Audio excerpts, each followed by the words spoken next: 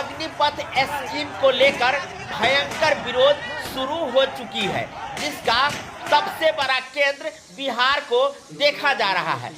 बिहार में कल से ही युवाओं द्वारा सड़कों पर विरोध प्रदर्शन करते हुए दिख रहे हैं। वैसे कल से शुरुआत हुई ये विरोध प्रदर्शन आज भी कई जगहों पर देखने को मिली है।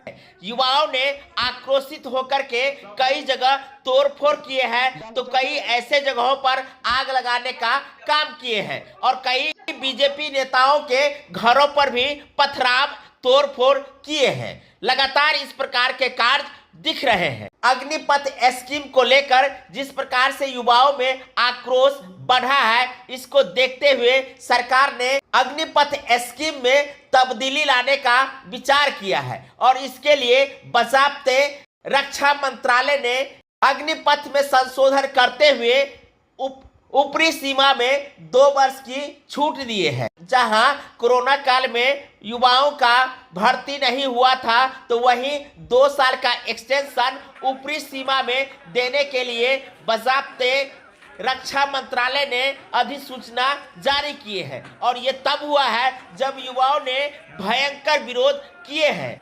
इस प्रकार के तब्दीली होने के बाद भी युवाओं का आक्रोश रुकता है कि नहीं, ये बहुत बड़ा सवाल बना हुआ है। लगातार केंद्र सरकार युवाओं को समझाने के कोशिश में लगे हैं कि अग्निपथ स्कीम युवाओं के भविष्य के लिए सही है, लेकिन युवाओं में जो आक्रोश सड़कों पर दिख रहा है, इससे तो यही पता चलता है कि युवा अग्निपथ स्कीम से सहमत नहीं दिख रहे हैं। वैसे में अब देखना होगा कि युवाओं का ये आक्रोश कहां तक जाती है और सरकार इस बाबत किस प्रकार की तब्दीली करते हैं या पुरानी सिस्टम लागू करते हैं। लगातार युवाओं द्वारा मांग की जा रही है कि हमें पुरानी सिस्टम चाहिए। सरकार कह रही है कि अग्निपथ युवाओं के भविष्य के लिए अच्छा मौका है और ऐसे में युवा अग्निपथ वाली सिस्टम को अपनाते हैं कि नहीं, ये देखने वाली बात होगी।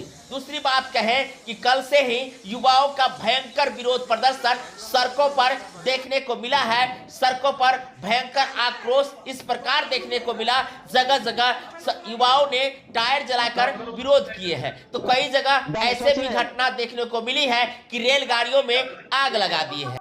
तो कहीं ऐसा भी मामला देखने को मिला है जहां सड़कों पर बस को टारगेट करके तोड़फाड़ किए हैं। जिस प्रकार से युवाओं ने तोड़फोड़ और आगजनी के काम किए हैं, इसको किसी भी तरीके से सही नहीं कहा जा सकता है। आंदोलन करना या अपनी मांग को रखना संवैधानिक अधिकार है, लेकिन संवैधानिक अधिकार रखने के लिए लिमिट को क्रॉस नहीं करना चाहिए। सरकारी संपत्ति सभी की संपत्ति है, लेकिन जिस प्रकार से सरकारी संपत्तियों पर युवाओं द्वारा लगातार तोड़फोड़ और आगजनी करके क्षति पहुंचाया जा रहा है, ये किसी प्रकार से सही ठहराया नहीं जा सकता है। युवाओं को चाहिए कि विरोध प्रदर्शन करें, लेकिन इस प्रकार के कदम न उठाए। लगातार कई जगह बीजेपी नेताओं पर भी प्रहार किया गया है।